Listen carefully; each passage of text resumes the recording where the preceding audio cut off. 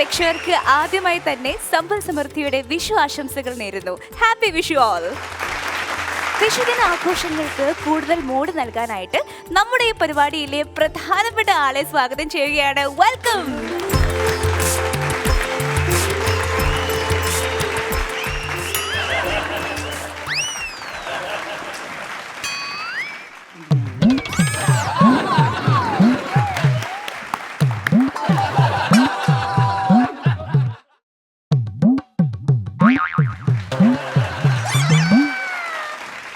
Timing തെറ്റിയല്ലേ?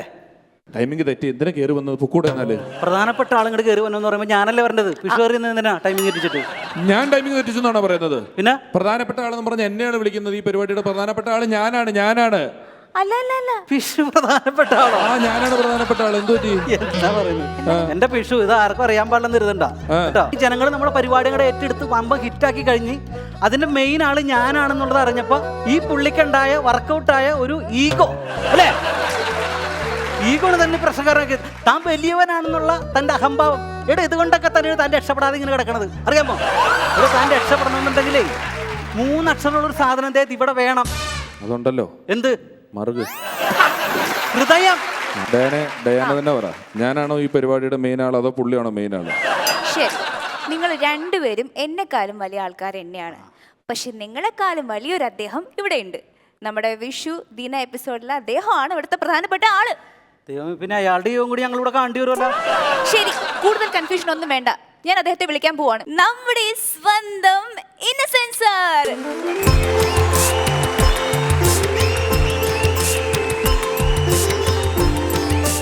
എല്ലാവർക്കും എൻ്റെ വിഷു ആശംസ.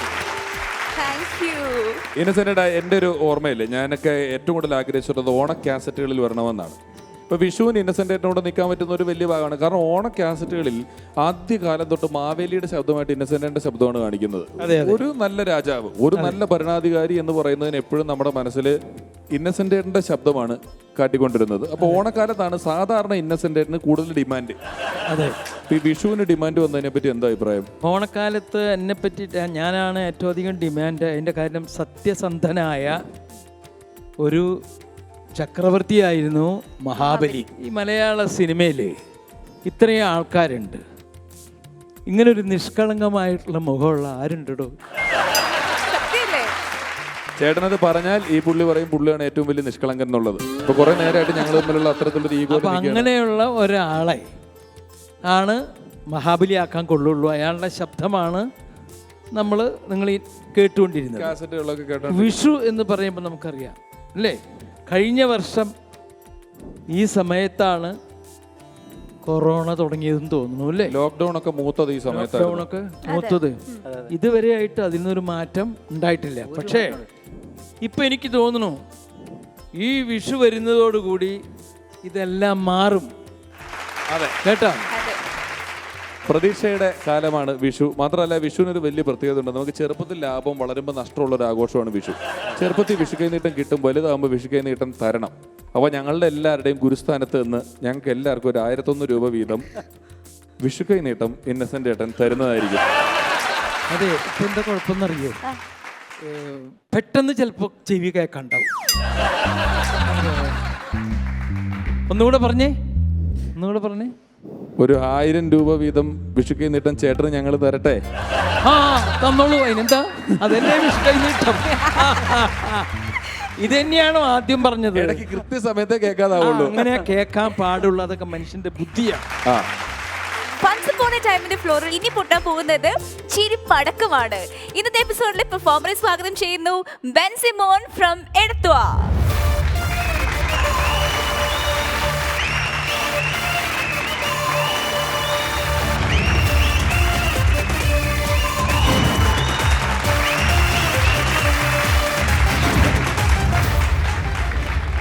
എൻ്റെ പേര് ബെൻസിമോൻ എന്നാണ്. ഞാൻ വരുന്നത് എടത്വയിൽ നിന്നാണ്. എടത്വ എന്ന് പറയുമ്പോൾ കുട്ടനാടാണ്. കുട്ടനാട് എന്ന് പറഞ്ഞാൽ എൻ്റെ പ്രത്യേകത എന്ന് വെച്ച് കഴിഞ്ഞാൽ കരുമാടിക്കുട്ടൻ്റെ നാടാണ്, വള്ളംകളിയുടെ നാടാണ്. അപ്പോൾ എൻ്റെ ശരീരം പോലെ തന്നെ വലിയ ശരീരവും കുഞ്ഞു മനസ്സായതുകൊണ്ട് ആ കുഞ്ഞു മനസ്സിൻ്റെ ഓർമ്മയ്ക്കാണ് എൻ്റെ അപ്പൻ എന്നെ ബെൻസിമോൻ എന്ന് പേരിട്ടെന്ന് എനിക്ക് ഇപ്പോഴാണ് മനസ്സിലായത്. അപ്പോൾ വള്ളംകളി ലോകത്ത് ഞാൻ എന്താ പറയുക തിളങ്ങി നിൽക്കാൻ വേണ്ടി ഞാൻ വള്ളത്തിൻ്റെ മുമ്പിൽ കയറിയിരിക്കും. സാധാരണ ചുണ്ടൻ വള്ളങ്ങൾ കണ്ടിട്ടുണ്ടോ? ചുണ്ടൻ വള്ളത്തിൻ്റെ ഫ്രണ്ട് വശം പൊങ്ങിയും അമരം താന്നുമായിരിക്കുന്നത്. അതെ. ഞാൻ കയറി ഇരുന്നപ്പോഴത്തേക്ക് നേരെ തിരിഞ്ഞു. വള്ളം തിരിഞ്ഞേ. ഞാനിരുന്നപ്പോഴത്തേക്കും അവിടെ താന്നു ഇപ്പുറം പോയി. വണ്ണമാണല്ലോ എല്ലാവരുടെയും ഹൈലൈറ്റ്. അപ്പം വണ്ണം കുറയ്ക്കാൻ വേണ്ടിയാണ് എന്നെ കളിയാക്കി വിട്ടത് അവിടെ നിന്ന്. വണ്ണം കുറയ്ക്കാൻ വേണ്ടി ഡോക്ടറിൻ്റെ അടുക്ക പോയി. ഞാൻ ഡോക്ടറിൻ്റെ അടുക്ക പോകാൻ വേണ്ടി ആ വിൻഡോ അങ്ങോട്ട് കഴിഞ്ഞപ്പോഴത്തേക്കും ഡോക്ടറും നേഴ്സും കൂടെ അടുത്തടുത്തിരിപ്പോൾ എന്നെ കണ്ടതും പെട്ടെന്ന് എനിക്ക് ദിലീപിയേട്ടൻ്റെ പടം ഓർമ്മ വന്നു. അവരെന്നോട് പറയുക അണ്ട് ഒരു കാർഡ് ഇളകി വരുന്നുണ്ടെന്ന്.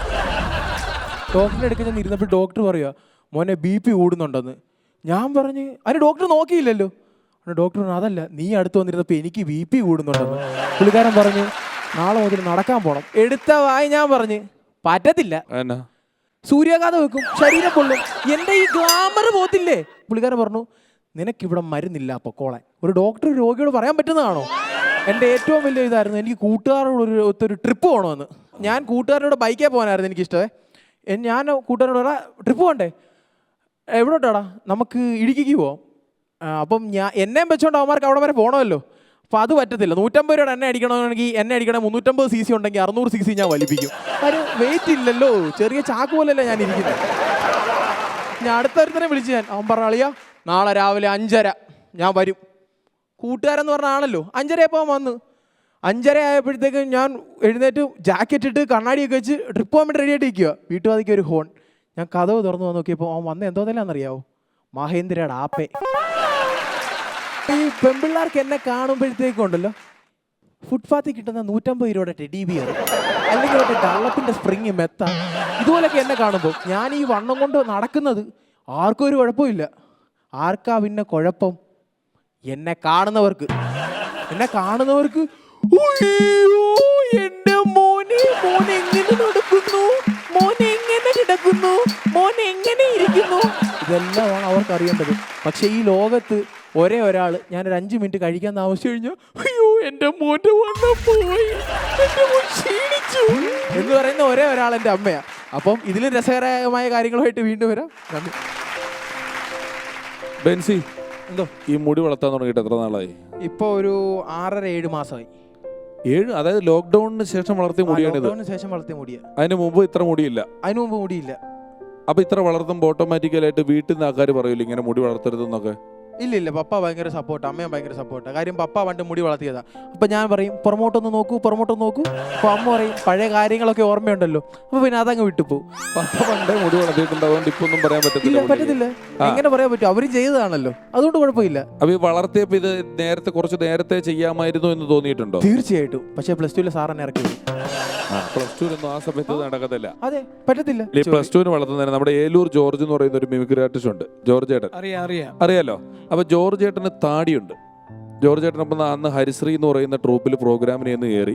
അപ്പോൾ ഹരിശ്രീയിൽ അന്ന് അശോകൻ ചേട്ടൻ പോയതിൻ്റെ ഗ്യാപ്പിലെങ്ങാണ്ടാണ് ജോർജ് ഏട്ടൻ ചെന്ന് കയറി. അപ്പോൾ ജോർജ് ഏട്ടൻ ചെന്ന് കയറിയപ്പോൾ ജോർജ് ഏട്ടന് പല സ്കിറ്റുകളിലും ഈ താടി വെച്ചിട്ടുള്ള പല കോമഡിയുണ്ട്.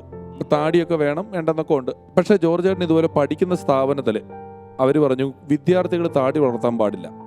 അവിടെ ഒരു സർക്കുലർ ഇറങ്ങി, വിദ്യാർത്ഥികൾ താടി വളർത്തിക്കൊണ്ട് വരാൻ പാടില്ല. പക്ഷേ ജോർജ് ഏട്ടന് താടിയുണ്ട്. അങ്ങനെ ജോർജ് ഏട്ടൻ പ്രിൻസിപ്പലിനെ പോയി കണ്ടിട്ട് പറഞ്ഞു, അതെ സാർ, താടി എനിക്ക് എൻ്റെ പ്രൊഫഷൻ്റെ ഭാഗമായിട്ട്, തൊഴിലിൻ്റെ ഭാഗമായിട്ട് എനിക്ക് താടി കളയാൻ പറ്റില്ല. അപ്പോൾ എനിക്ക് താടി വളർത്താൻ ഒരു പ്രത്യേക അനുമതി വേണം എന്ന് പറഞ്ഞുകൊണ്ട് ആ വിദ്യാലയത്തിൽ ഒരു കോളേജിൽ ഒരു പ്രത്യേക അനുമതി ഇറക്കി.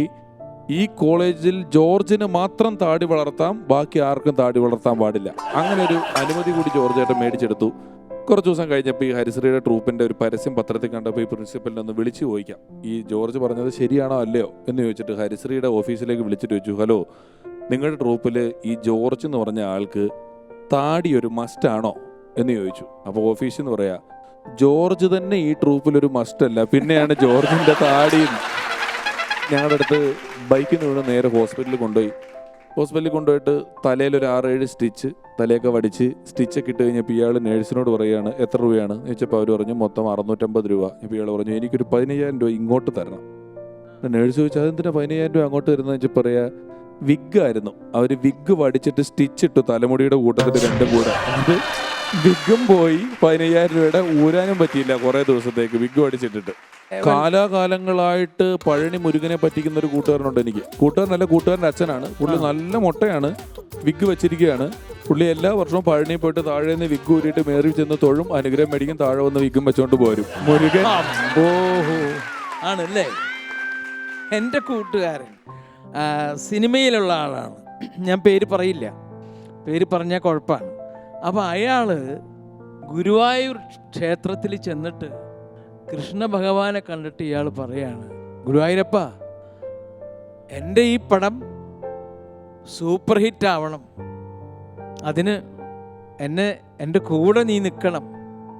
നിനക്കറിയാലോ 10 പവൻ്റെ മാലയാണ്, സ്വർണ്ണമാലയാണ് ഞാൻ കഴിഞ്ഞ മാസം ഈ ഭണ്ഡാരത്തിൽ കൊണ്ടിട്ടത്. ഇത് സൂപ്പർ ഹിറ്റായാൽ ഞാൻ ഇനിയും ഇതുപോലെ തന്നെ മാല കൊണ്ട് ഇടും. ഒന്ന് പടം സൂപ്പർ ഹിറ്റായി. സൂപ്പർ ഹിറ്റായി. ഞാൻ ഇത് പറഞ്ഞു വന്നത് നമ്മൾ കൂട്ടുകാരോട് മാത്രമല്ല എന്നാണ് പറയാം, നമുക്ക് ദൈവത്തിനോടും പറയാം. കൃഷ്ണ ഭഗവാൻ ഒന്ന് ആലോചിച്ചു, ഇയാൾ തന്നിട്ടുണ്ടോ കഴിഞ്ഞ പ്രാവശ്യം 10 പവൻ്റെ മാല? അപ്പോൾ അവിടുത്തെ സെക്രട്ടറി ഉണ്ട്, അയാൾ പറഞ്ഞു, ഭഗവാൻ എന്ത് ഈ വെറുതെ ആലോചിക്കണം, അയാൾ തരാണ്ട് വെറുതെ നുണ പറയൂ, അത് തന്നിട്ടുണ്ടാവും. അങ്ങനെ ജീവിതം മുഴുവനും നുണ പറഞ്ഞ് സിനിമ ഓടിക്കുന്ന ഒരുത്തൻ എൻ്റെ കയ്യിലുണ്ട്. എൻ്റെ വീടിനടുത്തൊരു 1.5 വയസ്സുള്ള കൊച്ചിന് ചെറു പനിയൊക്കെ വന്നു. ആ പനിയൊക്കെ വന്നപ്പോൾ ഈ സ്ത്രീ പറഞ്ഞു, നമ്മൾ 1 വയസ്സാകുമ്പോൾ തിരുപ്പതി കൊണ്ട് മുട്ടയടിക്കാമെന്ന് പ്രാർത്ഥിച്ചിരുന്നു. പക്ഷെ അന്ന് കൊറോണ ആയതുകൊണ്ട് പോകാൻ പറ്റിയില്ല. അപ്പം നമ്മളിപ്പോൾ മുട്ടയടിക്കാൻ പോകാത്തത് കാരണം ഭഗവാൻ ഇങ്ങനെ ഓർമ്മിപ്പിക്കാൻ വേണ്ടി പനി വരുത്തുന്നതാണ്. ഒന്ന് ആലോചിച്ച് നോക്കണം, 1.5 വയസ്സുള്ള കൊച്ചിന് പനി വരുത്താനാണോ ഈ ദൈവം ഇരിക്കുന്നത്? അപ്പം എന്തുമാത്രം ചെറുതായിട്ടാണ് നമ്മൾ ദൈവത്തിനെ ചിന്തിക്കുന്നത്. നിങ്ങളൊന്ന് ആലോചിച്ച് നോക്കി, ഈ സംഭവത്തിന് വരാത്തത് കൊണ്ട് മാത്രം എന്നാ പിടിക്കട്ടെ ഒരു പനി എന്ന് പറഞ്ഞ് കൊടുക്കാന്ന് പറഞ്ഞ് ശരിയാണ്. മീൻ പിടിക്കാനായിട്ട് ഇങ്ങനെ ചൂണ്ടിയിട്ടുകൊണ്ടിരിക്കുമ്പോൾ ഒന്നും കിട്ടാണ്ടായപ്പോൾ അവൻ പറഞ്ഞു, ദൈവമേ, ആദ്യം കിട്ടുന്ന വരാൽ ഞാൻ ഇത് പുണ്യാളിന് തന്നെ, പള്ളിക്ക് തന്നെ ഞാൻ തരാമെന്ന് പറഞ്ഞു. അങ്ങനെ അവൻ ചൂണ്ടിയിട്ടപ്പോൾ വലിയൊരു വരാൽ അവന് കിട്ടിയപ്പോൾ നല്ല വലിയ വരാലായപ്പോൾ അവനൊരു മാനസിക വിഷമം, ഇത് വിറ്റ് പള്ളിക്ക് കൊടുത്താൽ എങ്ങനെയാ? അപ്പം അവൻ പറഞ്ഞു, പുണ്യാളാ, ഇത് ഇവിടെ ഇരിക്കട്ടെ, 2ാമത്തെ ഞാൻ തരാം. ആ വഴിക്ക് ഇത് കൂടയിലിട്ടു. ആ വഴിക്ക് കൂടയിൽ നീ ആദ്യം പിടിച്ച വരാലില്ലേ, അത് ഇങ്ങനെ കുടഞ്ഞു വെള്ളത്തിലേക്ക് ചാടിപ്പോയി. ഇതാണ് കൊടുക്കാന്ന് പറഞ്ഞത്. അത് വെള്ളത്തിലേക്ക് ചാടിപ്പോയപ്പോൾ ഈ ചൂണ്ടിട്ടോ പറയാം, കളിയും തമാശ അറിയില്ല, കളിയും തമാശ. ഒരു തമാശ പറഞ്ഞപ്പോൾ അത് ഒരാള് നമ്മുടെ ക്രിസ്തീയ ഭക്തിഗാനം ഇറക്കിയ എൻ്റെ ഒരു കൂട്ടുകാരൻ, കാസറ്റിൻ്റെ പേര് നാഥ എന്നാണ് കാസറ്റിൻ്റെ പേര്. പൊളിഞ്ഞുപോയി. വളരെ കുറച്ച് കാസറ്റ് മാത്രമേ ചിലവായുള്ളൂ.